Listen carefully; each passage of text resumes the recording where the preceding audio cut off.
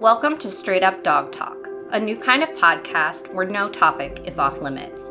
We're bringing in experts and owners to have the conversations we should be having as a dog community. Each week, a new guest will share firsthand experiences, educational resources, or professional guidance to help you learn and grow along with your dog. You won't get one perspective here, you'll get them all, because every dog is different and every owner is too. You can follow along on Instagram, TikTok, and Facebook at Straight Up Dog Talk, or by visiting www.straightupdogtalk.com. Tune in from any of your favorite podcast platforms. Welcome to Straight Up Dog Talk. I'm Em, and we also have Josh here today for another episode. Hello. Today we have Charleigh and Nichola from the UK to talk about the UK bully breed ban. How are you guys doing today? Good, thank you. We're good, thanks. It's really nice to have you on the show. We're excited and also heartbroken to do this episode with you because you guys are really going through something kind of terrible over there. And I think that it's not something that's really been well documented or presented over here in the US. I didn't really find out about it other than on social media. So I'd really like for you guys to first kind of start off and tell us your story about your dog Enzo and Biggie. And then we'll kind of get into the bully breed stuff. So go ahead and let's talk about how did you get Enzo and Biggie and what home life is like for you guys? Well, Biggie came first.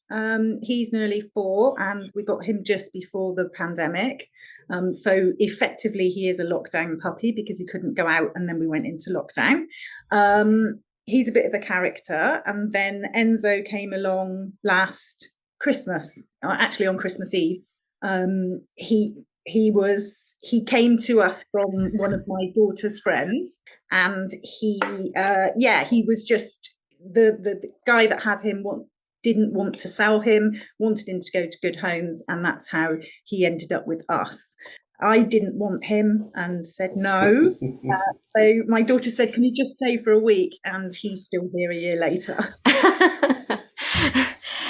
And you had previously told me in the conversation when we were getting prepared to do this interview that there was a reason that you didn't want Enzo. Do you want to tell people what that reason was? I'm not very comfortable with big dogs. When I was younger, I got bitten several times by a German Shepherd. And I think, there was, even when we got him, there was still a little bit of a stigma about having an XL bully, what they look like. They're pit bulls, they're dangerous. And I was very much of the attitude, I'm not having that in my house. They can snap at any minute. No. And yeah, he's proved me wrong. And I think he knew as soon as he came that I was the weak link in the family and spent his time following me around and being as cute as possible. And yeah, he's still here. What type of a breed is Biggie? He's a cockapoo. Okay. So much smaller. Yeah, so he's a mix between a spaniel and a poodle. So big difference in breeds here, but they get along very well, correct? Yeah, most of the time. If I'm being honest, Enzo's the one that wants to be friendly all the time. He'll go and lay next to Biggie. Biggie will get up and move. Yeah, Biggie tolerates him, but Enzo just wants to be everyone's friend. He loves the cat, loves the dog. He's the one that's the nice one, should I say? And the cockapoo's the one that's got a little bit of an attitude. It's funny how that is kind of backwards with the stigma on the bully breeds, but usually they're the ones that are the biggest babies out of the bunch. Yeah, and I find that when we go out as well, because sometimes, people like children will come over and then say, can I say hello to your dog? When we were out on Halloween, I dressed them up and I took them out for a walk and a lot of people were saying, can we say hello? And I said, yeah, maybe not say hello to the little one. Hello to the big one. He's the friendly one. So yeah, it's funny how it seems to be the case that this, our smaller one anyway is, not as tolerant. Let's talk a little bit about training. What have you done as far as training prior to the UK ban stuff with Enzo and Biggie? Biggie, we couldn't take him training because it was the pandemic. There were no training classes available. So he really was just trained by us at home as best as we could. And he's pretty good. With Enzo, I was worried because of the size of him and the power that he was going to have. Obviously, if I'm walking Biggie and he sees a fox and decides that he wants to chase it and he's on his lead, I just give him a, quick tug and it's done. But with Enzo, I knew that, if he grows to full size, he could quite easily drag me over, cause accidents. And I didn't want him to be jumping up and, being seen to be aggressive or an issue when we were out in public. So I started, I think it was about 7 months old, we went to a puppy training class, which was a 6-week course, and learned quite a lot there. And then the lady that ran that said to us, they do further training, but she thought he would benefit from someone that was better with bigger dogs. So we started going once a week to a trainer in Essex called Homeward Hounds, and they're really good. They're very patient. They have all sorts of size dogs, and they also do the kennel club training. So we've just kept that up ever since. What is kennel club training? Since we're in the US and you're in the UK, I want to know what the difference between your training levels and definitions are. Well, I don't think it's necessarily maybe the training's not any different, but our trainer said that if you have an incident where you go to court, the court will only recognize the gold standard kennel club trained dogs. So if your dog gets into an incident and you end up in court, they will recognize that, but they won't recognize any other training, which is why I wanted him to be able to go there. Unfortunately, because the ban is going to come in, it means that any XL bully that is attending training will not be able to do any of the kennel club assessments, because part of the assessment is that your dog cannot be muzzled. And that is one of the things that's going to go into effect when the bully ban happens. Yes, that's correct. Yeah. When you say gold standard, are there levels to the gold standard, or is it just a course that you complete and then you're gold standard? No. So you go through, first of all, you start with the bronze, then you go through the silver, and then you go through the gold. And it's different, I would say bronze is, they have to sit and wait. You have to be able to loose lead walk them. It's different levels of it. I know with when we've been doing the training now, we do something called emergency stop, which is where, and this is, I think, on the bronze, you put your dog at one end of the hall, you call your dog to you and you shout, stop, put your hand up, and your dog is supposed to stop and drop to the floor. Huh. So it's the level of control you have over your dog, that gives you the different bands of training. So the more you go through, the more well-behaved your dog is, I guess. Okay, what level is Enzo on then?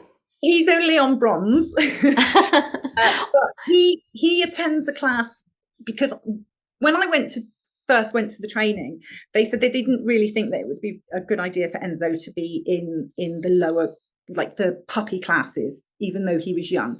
He's very excitable. He will spend most of his time wanting to play with the other dogs.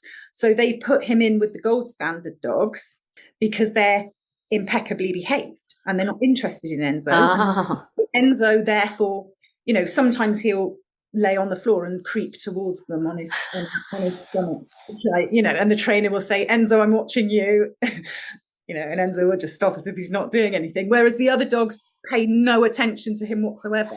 So it helps Enzo to be around, really well-trained dogs because it rubs off on him. That's a really good strategy, actually. Put the mischievous dog in with the dogs that don't care about him so that he has to not be mischievous. Yeah. Is there anything that you think that he's learned from these classes that have been especially helpful to you as far as walking or just daily home life? Yes, sort of very simple things, such as, they do one where it's just watch. So you say to your dog, watch, and it's got to look at you. It's got to, because a lot of trainers will say, so for instance, if you're out walking your dog, 9 out of 10 times before your dog decides to run off and do something that it shouldn't be doing, it will look back and check with you first, and it will glance back. And if you don't put your command in at that point, you've kind of given it the go ahead to do it. So simple things that you're taught are really beneficial. And also, what else was it that we learned that was really good? Well, trying to teach them to leave, how to walk on a lead, which has been massively, really beneficial to us, because, you can't have a dog of Enzo's size. I think he's about 60 kg. You can't be dragged along the road by a dog that size. And also impulse control. So trying to teach him that, yes, you see the cat, yes, you see the fox, you don't have to chase it. So simple things, but they're really sort of beneficial to you in daily life. Okay, so you said 60 kilograms, and I had to look it up really quickly because, again, US, UK, 60 kilograms equals about 132 pounds. So Enzo is quite a large guy. I did not realize from watching the TikToks and the Instagram videos that he is as large as he is. So I can definitely see where your concern is. That's a lot of dog to handle. That's not something that everybody else can, do. This is, again, why we encourage people to research breeds before they get dogs, because you kind of need to know what you're getting into. And clearly you've taken all the right steps to mitigate some of the side effects of having a larger dog. What about his litter? How many puppies were in his litter? Are they all as big as him? Do you know anything about his parents?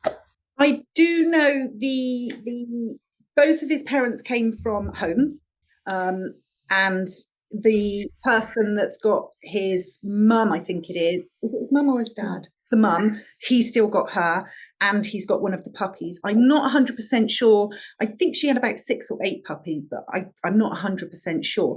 But Enzo, typical for us, has come out as the biggest one out of them all. And we're still in contact with his, some of them. And he is always saying to us, what are you doing with your dog? Why is he so huge?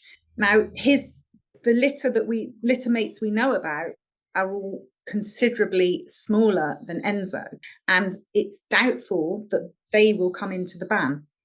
It's really interesting. It's funny how that works with dogs.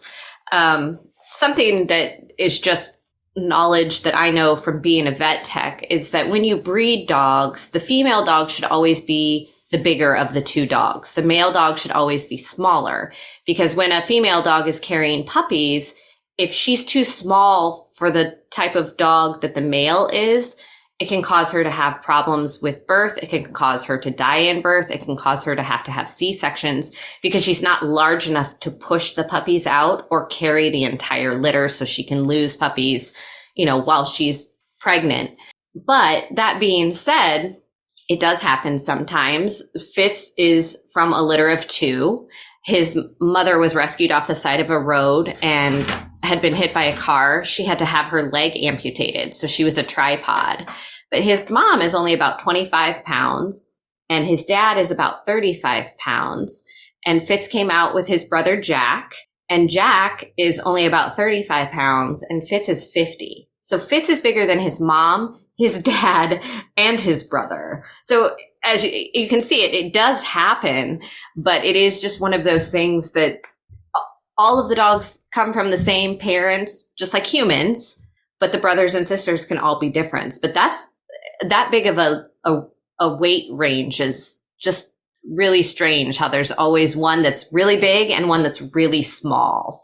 But he also looks quite different to, especially his sister. His sister's face is more, I would say, looks more pit bull. Enzo's face, he's got the wrinkles around his face, he's got the wrinkles around his neck. He does even look different to the rest of the litter. And when we first got him, obviously he was, I think, about 8 weeks old, and obviously he was tiny. So I think that's another misconception, is that you bring home this tiny puppy and you underestimate how big this dog is going to grow and how strong it is going to be. One thing that I learned as a vet tech is that paw size when they're puppies is kind of what determines. And if you see a little puppy walking around with big old feet, you know you're in for a big dog. But that's something that a lot of people know to look for. Funny that you say that, because when we first started taking him out, people would say to us, "Oh, his paws are huge. He's going to be massive." And we're thinking, "We hope not. We hope not." But I think when a puppy grows with you, they grow with your family, so you don't notice. Yes, we know that he's a big dog, but because he's grown with us, so we don't notice it as much, I suppose. Yeah, I think that's a very good way to put it, because you still see them as that little tiny puppy that you got originally, even when they're 6 or 7 or 8 years old, even, way up into their end of days, you still see that little baby. It's not your big baby. It is, but it's still that little baby that you got in the beginning. That's how my parents still see me. I think it's so important when you've got, especially a larger dog. And I think the socialization is so important. I mean, Enzo's been to doggy daycare, and we put him in it, first of all, when he was very young, because we thought it would be really good for him to, mix with other dogs and, be used to that. He's been with a dog walker, he goes on the bus, he's been to the pub. We try and socialize him as much as we can. And I think that's really important, really for every dog, but I think especially when you've got a big dog, to try and prevent them becoming reactive to things.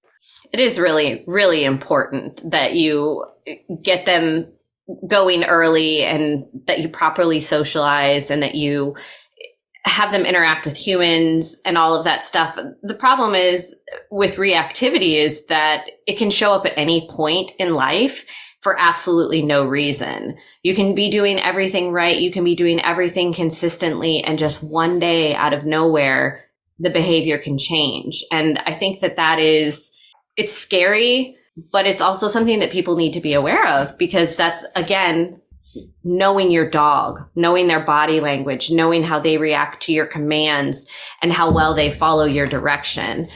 On that note, do you use hand signals as well as vocal commands, or do you just use vocal? We use hand signals as well. Okay.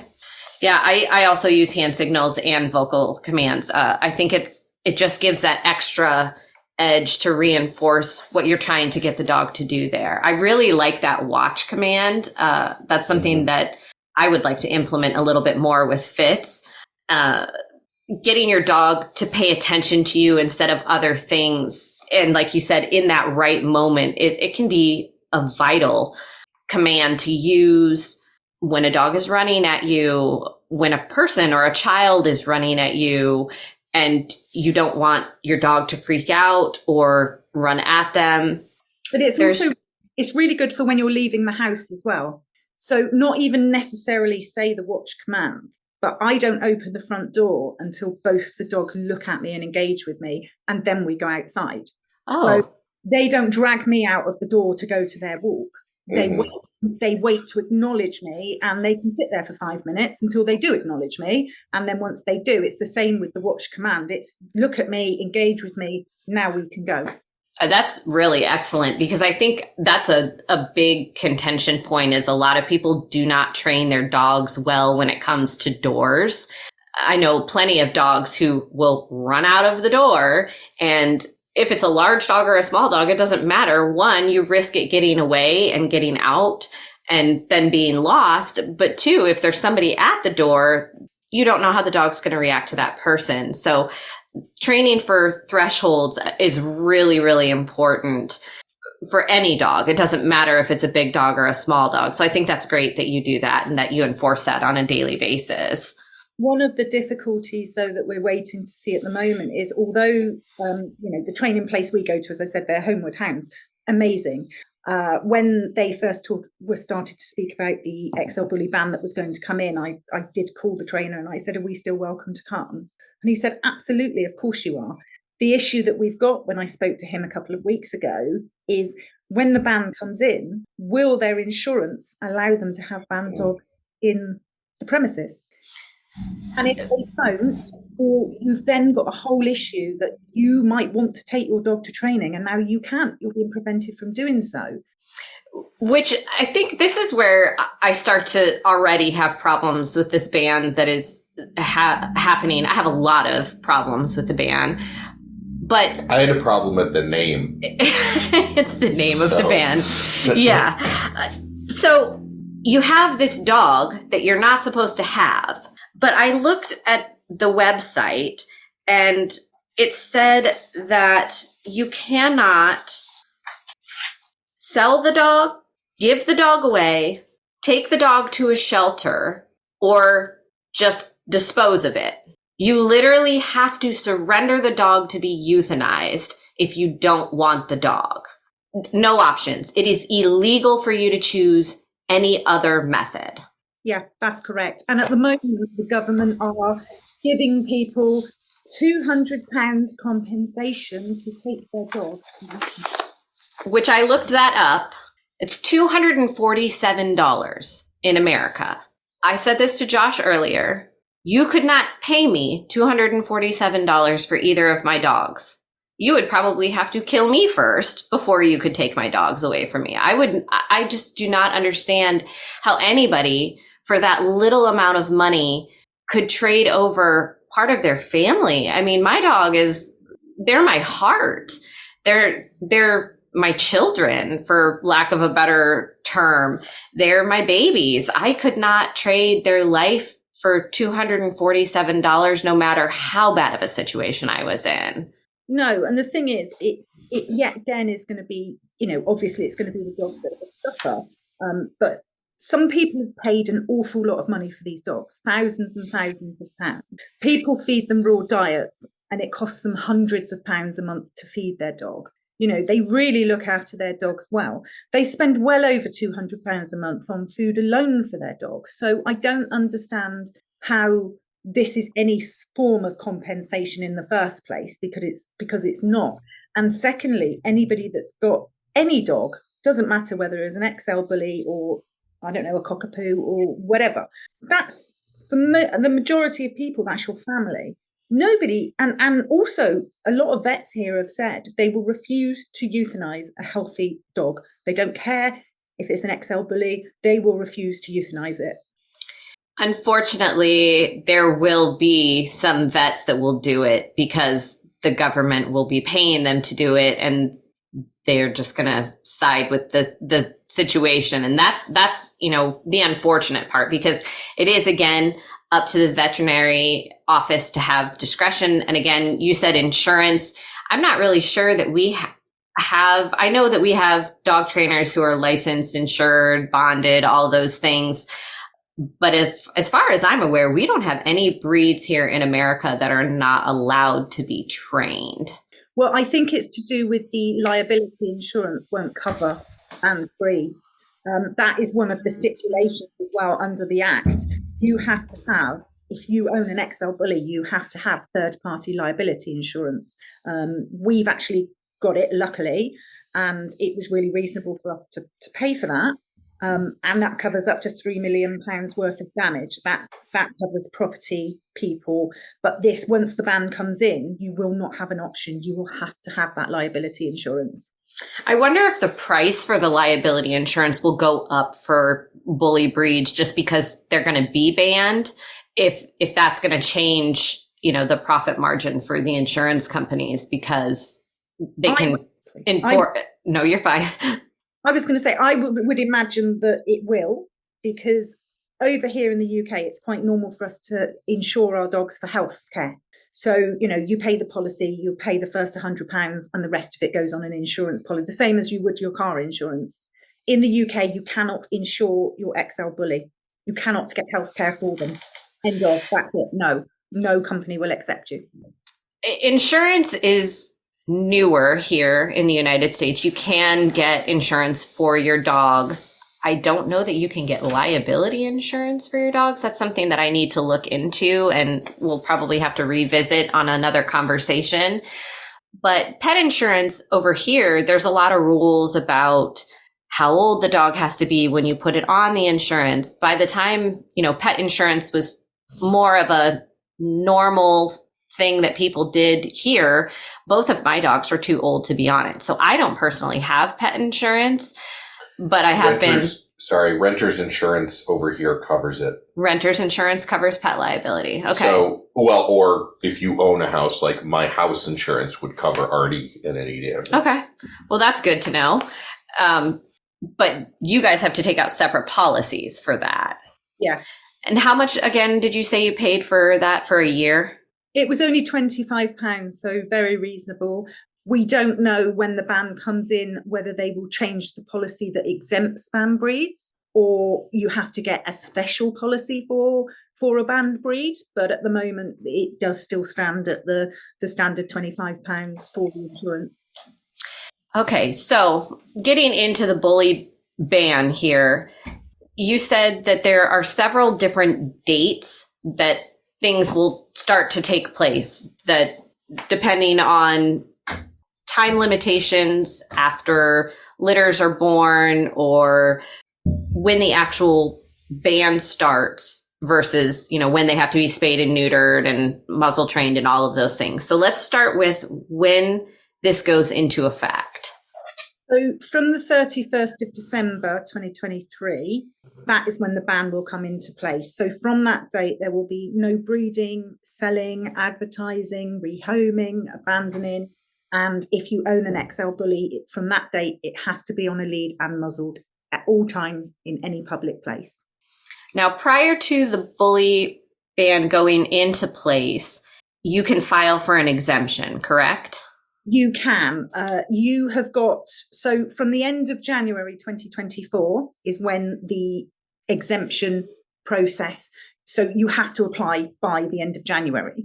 We don't yet know what the exemption process is because they haven't released it, so we've got no idea.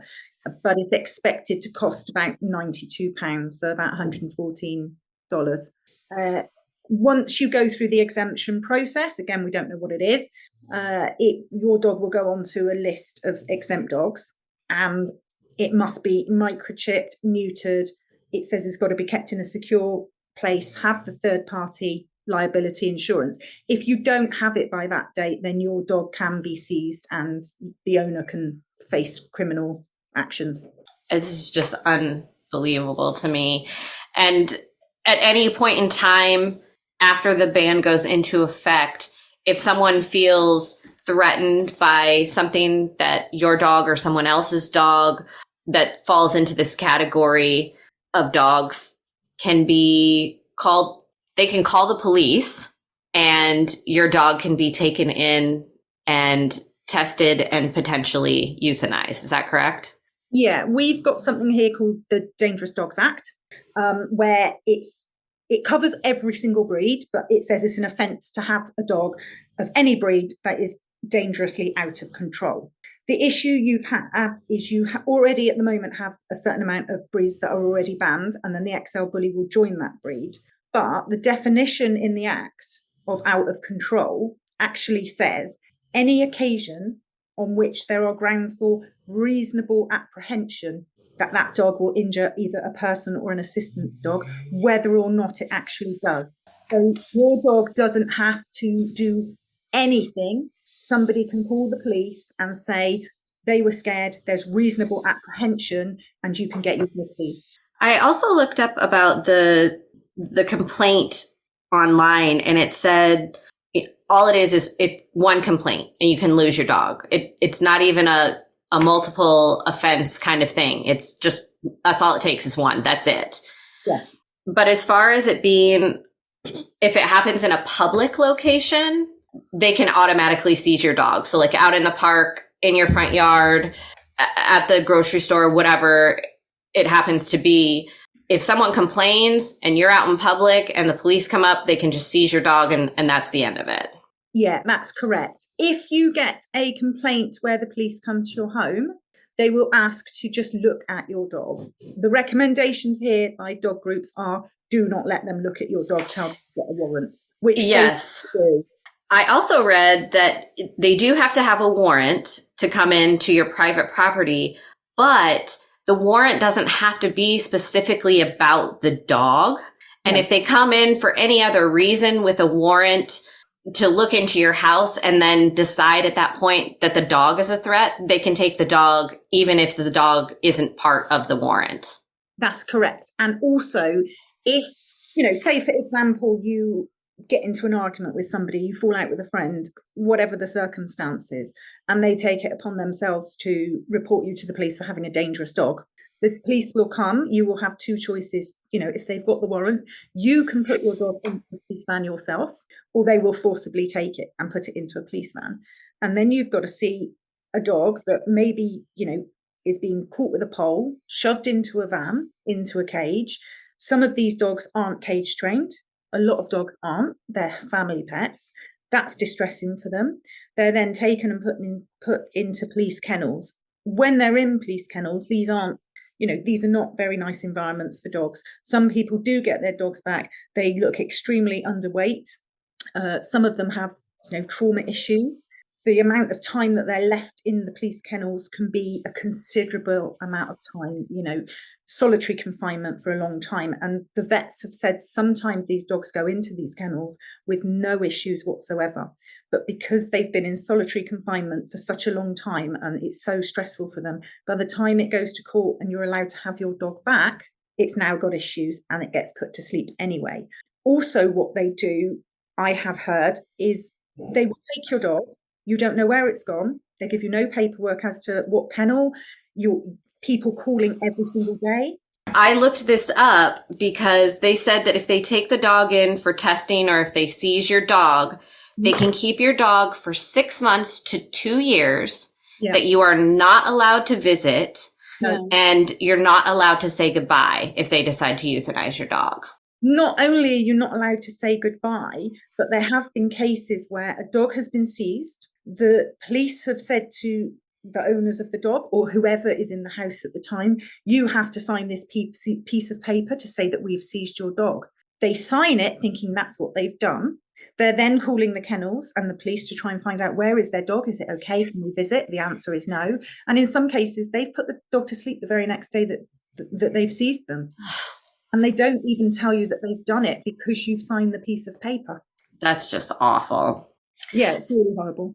So for the spaying and neutering, how long do you have to get Enzo neutered? So with Enzo, because he's over 1, we've got until the end of June 2024. If you've got a puppy that's under 1, you've got until the end, so December 2024 to neuter them or spay them. So they're effectively giving you 6 months to a year based on the age of the dog.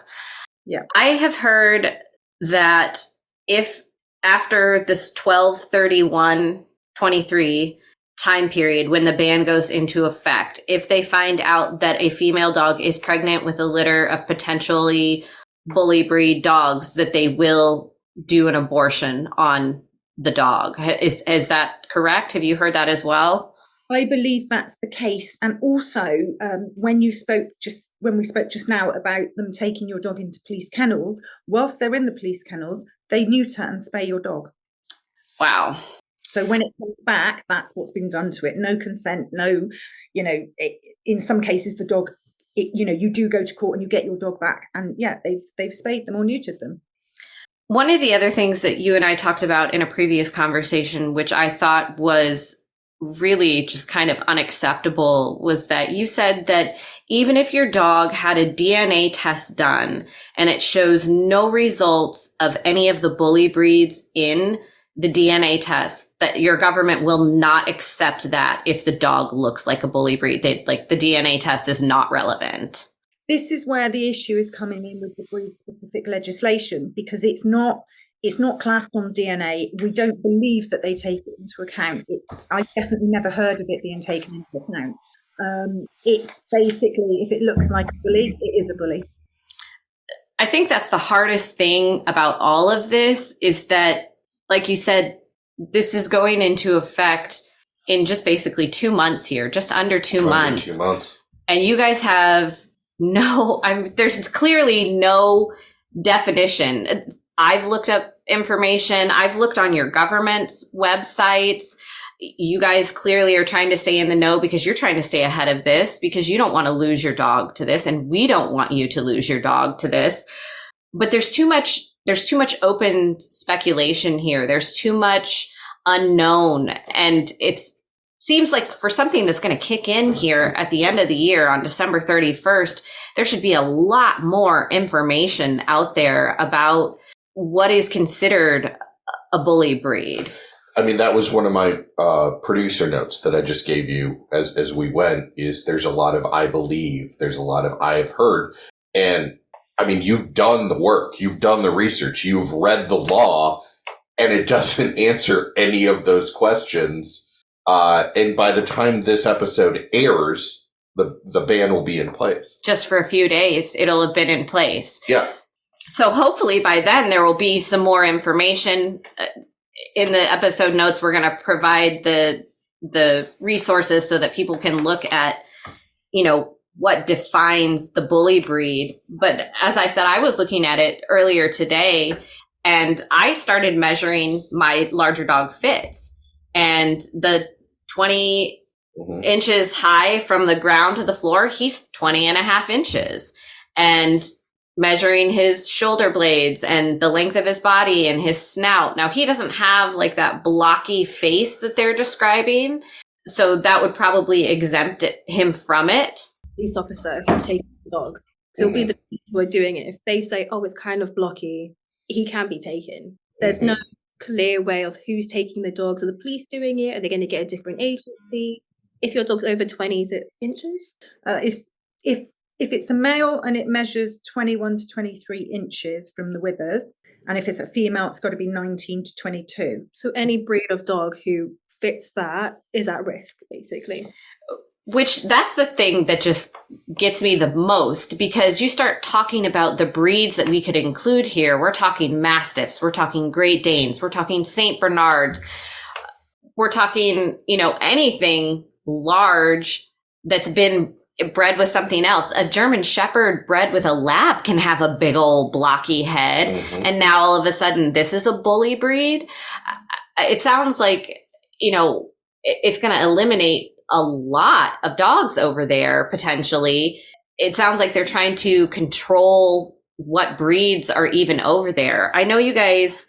And they're also trying to control a problem in the wrong place, because I've never seen aggression out of a larger dog that I haven't seen out of a Yorkie or a Chihuahua. Working in the clinic, I can tell you that I have been bit by more small dogs than large dogs, and I have never been bit by a pit bull. But one of the issues that I on Enzo's TikTok page is, it's all fine now until he rips someone apart.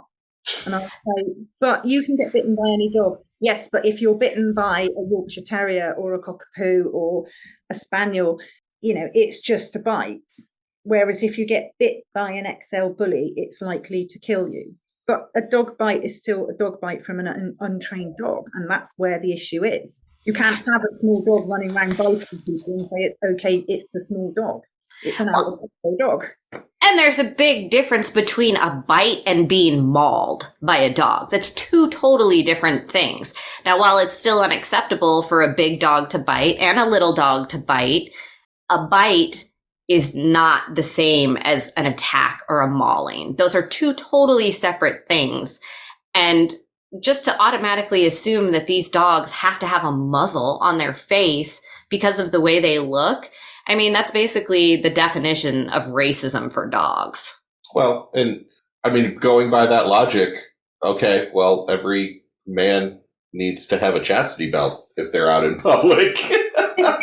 This is the exact same argument I had the other day.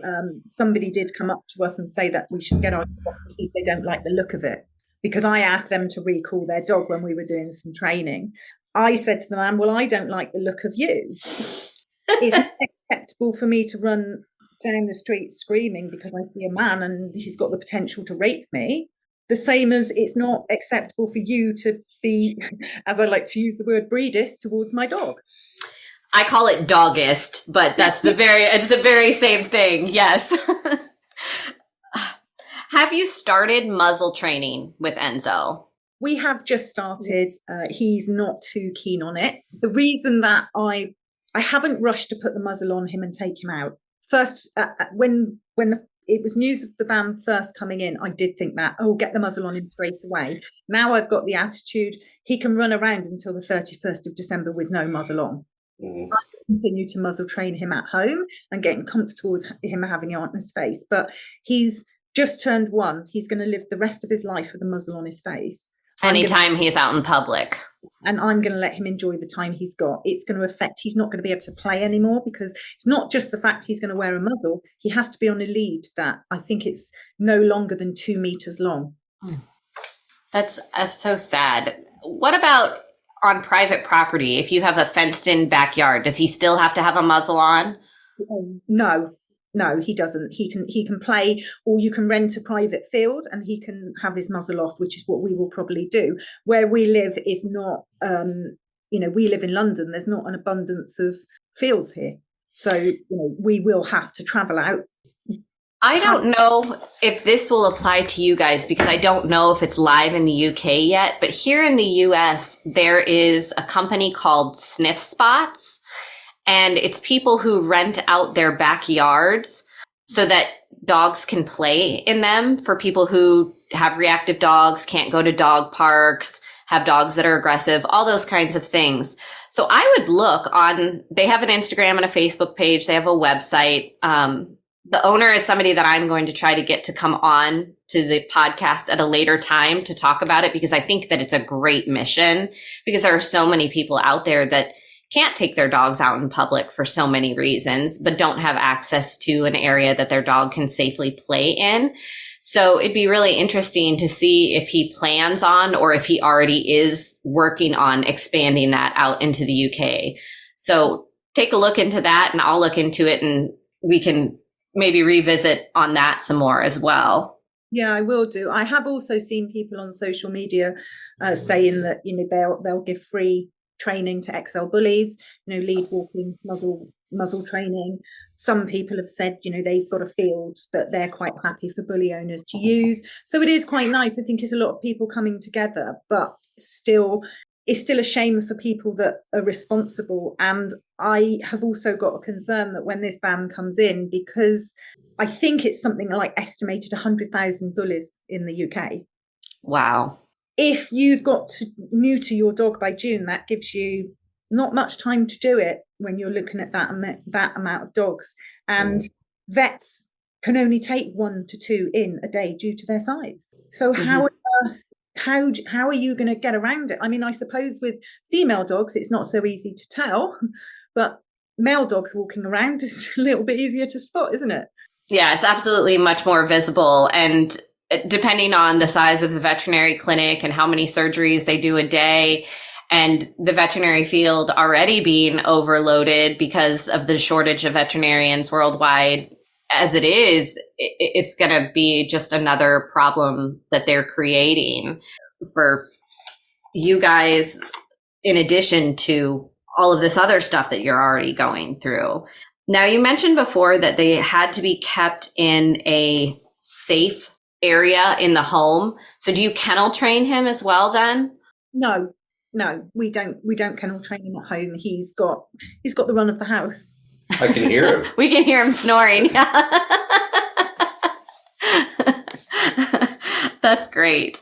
How are you going to move forward with the muzzle training? I know that you want to give him as much time and freedom as you can before the end of the year here, but moving forward, are you going to take advantage of those free training, or do you have a plan as far as training goes with that? Well, a lot of the free training that I've seen it's not accessible to us. It's too far away. So there's some really, really great resources online that we've been looking at. And there's a lot of people showing you how you muzzle train and the correct way to do it. Don't just shove the muzzle on their face and take them outside, get them used to it. Use high reward treats, don't do it up, make sure they're comfortable having their nose in it for a certain amount of time before, take it off, and just get them comfortable with it. And so that's what we're doing at home with him until he's quite comfortable with it just going on his face, and then we can put it on and take him out. I talked to a trainer about muzzle training for this episode specifically, and she said one of the things that she always does when she prepares a dog for muzzle training is that she will get the muzzle out and she will put it on the floor. And she will treat if the dog sniffs it. She will treat if the dog lays next to it. She will treat if the dog puts his paw on it. When Enzo engages, then he gets rewarded positively for acting positively to this muzzle that's presented to him. So I think that, just by even slowly letting him get used to the fact that this is something that's going to be around him and in his environment, and like you said, training at home so that he feels safe and comfortable, that's a great way to start. I think that you guys are doing all of the things correctly. I think it's just the whole unknown that's the really, really hard part for you guys, especially with this testing that they have to go through in order to get the exemption, because you don't know anything about that. You don't know if somebody will come to your house. You don't know if they'll come and take him. You don't know if it will just be because he was reported or anything. You have no idea. No, none at all. That's really, really unfortunate. That just absolutely is mind-blowing. And the difficulty is as well, if your dog gets seized, although that's traumatic for you and you've got to go through all the whole process of trying to get your dog back. But, some people, depending on how close you are with your dogs, some people's dogs sleep in their bed with them. Mm-hmm. I do. That's their best friend. And, you're taking these dogs out of this environment and putting them in a stone cold kennel all by themselves, and the dog's got no idea what's happened to it, and then leaving it there for months and months and months, and it's traumatic for everybody, I think, and also such a waste of time. Yeah, really a waste of time and money and resources, especially when you're trying to cram all of these people into these rules that you haven't clearly defined in a certain amount of time. And nobody has any expectations of what's about to happen. I think you're going to have a lot of chaos, and that's really unfortunate and stressful for everyone. Sounds like dogs it. One of the other things that you and I had talked about is that you said that in the UK that you guys do not have a leash law. No, we don't. Which then just kind of makes this whole situation elevated a little bit more, because now you have to have a leash and you have to have a muzzle if you have a certain type of dog. But if somebody's random dog is to run up to you while you guys are out on a walk and attack your dog, who's the guilty party in that? There's not, from what I believe, the police don't really care too much about dog on dog attacks. It's dog on human. Okay. I have seen on his TikTok, we've got a lot of dog friends on there, obviously a lot of XL bullies. And I've seen several posts on there of people that have taken their XL bully out with a muzzle on and it's been attacked. And it can't defend itself and it can't get away because it's on a lead. And it's horrendous. There was actually a case where somebody had gone out. There was a fight between an XL bully and a Labrador. The owners got in the middle of it and got bit, both sets, I believe. It was reported to the police. They came along, they took the XL bully, they made the owners, they put what they call a muzzle order. So this XL bully now cannot leave the house. This was before the ban. Cannot leave the house without a muzzle on. But the Labrador, no muzzle order. And do they know which dog was biting? Was it both dogs? Was it? No, from what I believe, the XL bully's owner said the Labrador bit them, and then the Labrador's owner said the XL bully bit them. But then if you go along the media, then surely they should be dead, because you can't trust an XL bully, because if it bites you, it'll kill you. Wow. That's absolutely unbelievable. Because of the poison. The poison in the teeth. Dear God. Don't start that rumor, because there is no poison in dogs' teeth. Not any breed of dog. There's no poison in their teeth. I mean, Yorkies maybe because of all the bacteria. That's small breed mouths in general. Yeah. Another thing that you guys don't have over there is dog parks. You said you don't have... No, not designated dog parks. They're just dogs are everywhere. So they don't even have an area that's just designated for dogs that could be potentially marked as a safe time for bully breeds to participate in without there being other bully or other breeds around other than the bully breeds? No, not that I'm aware of. I've never seen one, and I don't know of any. Another thing of note that you mentioned when we talked the other day was that it's illegal to crop ears and dock tails in the UK. Yes. I think that this is fantastic because dog health reasons. I mean, dogs are born with ears and tails for a reason, but how do they enforce that? I mean, this is just another odd thing that, you guys have as a rule over there, but how do you enforce something like that? I don't think they really do enforce it. There is something that says that it is illegal. If you do get caught, you can face up to 6 months imprisonment and or a fine. But wow. I don't know who have the police got the time to stop you when you're walking your dog and say who cropped their ears? If you've got an imported dog, then you're allowed to, if it's already been done, set the dog. So yeah, I've never heard of. That's really interesting. The most things of note here for the certificate exemption, when this goes into effect, your dog must be spayed or neutered. They must be microchipped. They must be kept on a lead and muzzled at all times in public, and they must be kept in a secure place so that they cannot escape during the daytime. Yes. That is legitimately what it says on your government's website, but that is the extent of it.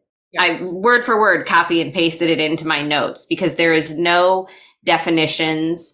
There is no. It's very confusing. You don't know even like what your place is. It could be, it's just anything really. Like, is your garden secure? It could be to one police officer, but another one could come see it, and it might be considered not secure. Well, they do think that you will have to have 6-foot high fences in your garden and a padlocked gate. But there's nothing confirming or denying. It's just very confusing up in the air. Wow. Well, and it's like Charlie said earlier, it all depends on the police officer that responds and decides, With all of this happening, what is it like taking Enzo out for walks? It's difficult, very difficult. A lot of people, they always cross the road. They give you looks. Some people say things. You get told you shouldn't be walking your dog here. You get a lot of it online because everyone's saying everything online, but in person, it's not great. We actually had one newspaper, I don't know if he was an editor, on Twitter say that what they should do is bung people a couple of quid for their dogs, round them all up and shoot them all in the head. Well, and with them offering money for people to euthanize dogs, it's not that far off from that terrible statement. But this is the issue as well, because this is somebody in the media and that is their job. So every time a story comes out, it's always an XL bully type dog. Suspected. But it's never, but a lot of times they don't say suspected. It's just XL bully type. Sometimes it isn't an XL bully that has caused the damage. And sometime later on in the paper, they will print something so minute no one can see it that says it wasn't one. Or the stories that they're giving out aren't accurate. There was a story not very long ago where someone had got killed. The story in the newspaper was that there was this guy walking his dog, his puppy. The XL bully came out of the house. He bent down to pick up his puppy and the XL bully lunged at him and killed him. The story that was going around on social media, I don't know if this is true, was that the guy was breaking into the house and had smashed the window to steal the puppies that were in the house, and the dog went for him. Now, that's not reported in the media. And I think a lot of dogs, if my dad's got a German Shepherd, I would not want to walk into my dad's house without announcing I was there, because I could not be 100% that he wouldn't think this is someone breaking in and go for me. And that's just that's an owner etiquette thing in general. People who just walk up to dogs and start petting them without asking, people who put their face in other dogs' faces, people who just automatically assume that a little dog is friendly, kids walking up behind dogs and grabbing them by their tails or their ears. These are things that should be common sense, but are not taught as common sense. It's etiquette. This is an animal. It is not a human. It does not communicate the same way that we do. And in order for us to not have incidents, we need to be responsible ourselves. So that's one thing that I always enforce to everybody is you ask to pet the dog. You don't just get in the dog's face. You don't startle a dog, because as perfectly well behaved as they could be or as friendly as they normally are, that one time could be a problem because of what someone else did. Not anything that you did, but because of someone approaching your dog in an incorrect manner. I think that's a lot of it as well, because it's the owner that needs the training, really, not the dog. This is what my trainer says. It's harder to train you than it is to train your dog. And, you know, there was an incident that went around here that, you know, there was an XL bully that got out of control in a busy high street and I think attacked about 3 or 4 people. The dog had, so they say, slipped his collar. Well, why had he slipped his collar? It should have been secure. Mm-hmm. And what they didn't report about at the time was when the dog was taken to the vet, he was suffering. It was a very hot day and he was suffering with heat exhaustion and dehydration. But you've got to be pretty stupid to be walking your dog out in, you know, extreme heat temperatures for, I don't know how long the dog was walked. You know, we all know that that's not a sensible idea. So why, you know, a lot of it is it's the owners, it's not the dogs. And this is the problem that we've got. There's no training, there's no laws for owners. Anyone can breed a dog, anyone can own a dog. There's no requirement for you to own a dog, only to adopt. And that's the last thing that I want to touch on with you guys is we had talked about this previously as far as adopting animals in the UK. Apparently it's a very difficult process in the UK to actually adopt a dog. Yeah. Why is that? I guess because they want to make sure that the dogs go to good homes. I think that they want to be covered as well if the dog gets out of control. But, you know, this is some of the issue. It's that, you know, you've got to have a secure garden. You've got to have a 6-foot fence. You're not allowed to leave a dog more than 5 hours. I mean, I wouldn't personally leave a dog more than 5 hours anyway. But you need to have show that you can give the dog enough exercise and enough stimulation. And if you buy a dog, you don't need to do any of that. Just because you don't have a garden actually might work out better, because you can't just open the back door, let your dog go out in the garden, go to the toilet and come back in. When you don't have a garden, you have to get yourself up, get yourself ready and take your dog out. Mm-hmm. You know, that rules out anybody that lives in a flat. You can't adopt a dog. I think certain centres won't let you rehome a dog if you've got children under a certain age. So there's a lot of requirements, whereas if you just go and buy a dog, you buy a dog. And you guys also have an overpopulation shelter issue over there as well, correct? Yes. Max capacity. They can't take in more XL bullies, they've said. Yeah, they won't take in any XL bullies. So it's like kids, you know, like anybody could just go out and have a kid, but if you want to adopt a kid... It's much more complicated and apparently not very expensive. It's more expensive to go buy a dog in the UK. But if you get one from what you would have as a shelter, it costs about £160, you know, give or take a bit, depending on where it is. So that's, I think, about, is it $170? $190. Yeah. That's about right. It's about that's the about same for an adoption fee here. Yeah. But we don't have as many of those restrictive. Depends on the It does rescue. depend on the rescue. I know around in this area for Fur Fun, to get Odie and to get Artie, we had to show that we had a fenced-in yard because of the types of dogs they were. Mm-hmm. They assess the dog for activity levels and energy and that kind of thing. And so when they came to us, we basically had to agree, because Artie was overweight, we had to agree that we would work to bring her weight down, that she was in an okay environment, that she got along with Odie, which she got along for a while.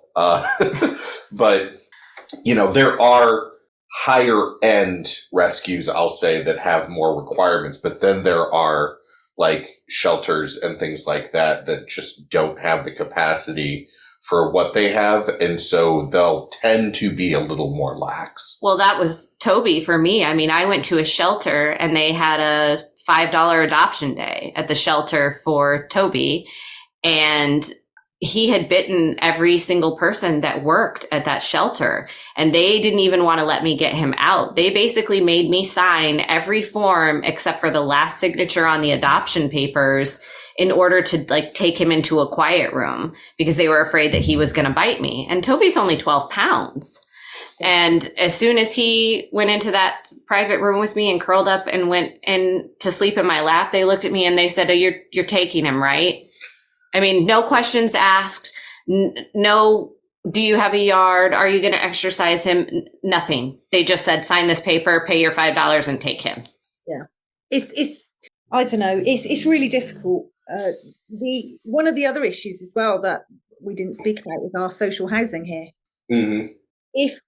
A lot of social housing landlords have got a clause in their tenancies that you can't have a banned dog. That's the same here as well. There's a lot of landlords. It's gone to the city level where cities have said you can't have these breeds of dogs. And it's not even the breeds. It's more about the weight and the size because of the size of the apartments. I don't think that we have any banned breeds in Iowa. I know that there are other states that have banned breeds. I know Florida just recently removed their ban on pit bulls, which is great. Here, it's if your dog is, a registered service dog or an emotional support dog, they can't fight you on it no matter what the breed or size is.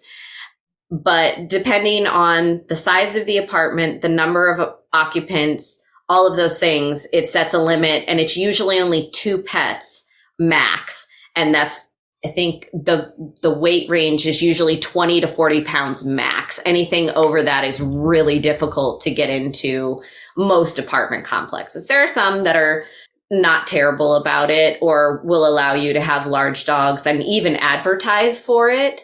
But it's not, I can't imagine how difficult it would be for people, especially because we have a lot of pit bulls around here. We have a lot of pit bulls here in our hometown.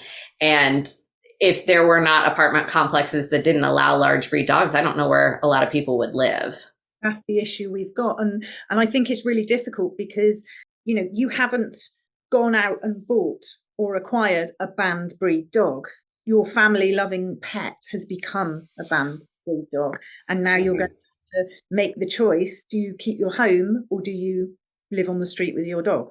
Especially ones that are, older. Enzo is only a year old, but some of these dogs are much older and maybe even into their geriatric years. This is just really, really sad. And I hope that we can stay in touch and you guys can keep me updated, and maybe down the road we can have you come back on another episode and just kind of update us on your situation and how things are going with Enzo. The last thing I want to touch on here with you is I know you guys are trying to fight this law.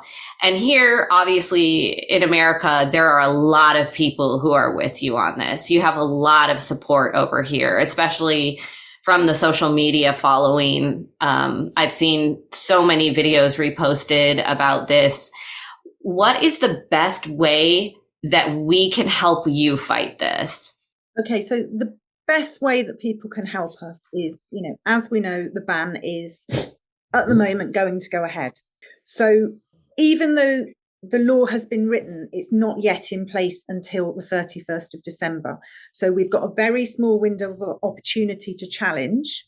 There's a group that we've got here called the Don't Ban Me, License Me group. And they're also backed by someone called David Wilson, who's the ABKC president in America. And they have instructed a barrister called John Cooper, and he has started the fight to, I don't know whether we can overturn this. So basically what he's done is he's done what we call here a pre-action protocol, giving the government 14 days to respond, or we will take it to court. If they don't respond within the 14 days, then we will take it further and get this in front of a judge and hopefully a judge will agree that the government need to relook at this and something else can happen. It's going to cost a lot of money. It's going to cost about £150,000. There is a GoFundMe page that's been set up. We currently got, I think, about £66,000 that people have donated already.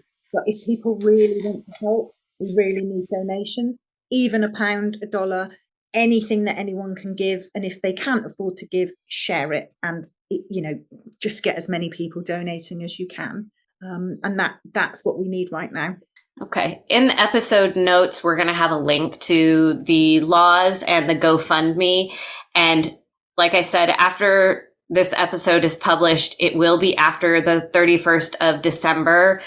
But hopefully things will be going in the right direction and maybe it won't have gone into place yet and people will still be able to donate and help to the cause. So I will have those resources available for people. And hopefully, like I said, we'll get you guys back and we'll have a more positive update. But we really just wanted to get this information out there and kind of help people understand that this is so much of a struggle for you guys, especially with it being so many unknowns for you.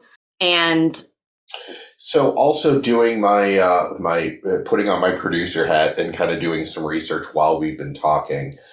There are 28 states in the United States that have that allow breed bans. So if you're listening to this and you're like, it's the UK, it's not. This is one of the worst case scenarios that we can stop now before it becomes codified in another place. And it will spread from there. So even if you're not concerned about the UK, you should be. But even if you're not, look to your own state, look to your own area, see what's going on. I mean, I'm hoping that we get Preston Moore, who is the chair of the Humane Society of Iowa. He's been fighting these bans in communities across Iowa for years. And we do have several communities that in one case, it's just flat dogs over 100 pounds. Yeah. So you guys are not alone. We're here for you. And again, like I said, we will reach back out and get an update on how you guys are doing and how Enzo is doing, especially with his muzzle training. And hopefully everything will be positive. But we support you guys and we don't want you guys to feel alone, and know that you guys providing this information and spreading awareness is a huge help and it brings the community in closer together. So thank you very, very much, Charleigh and Nichola, for being here. And we will see you guys next time on Straight Up Dog Talk. Thank you for having us.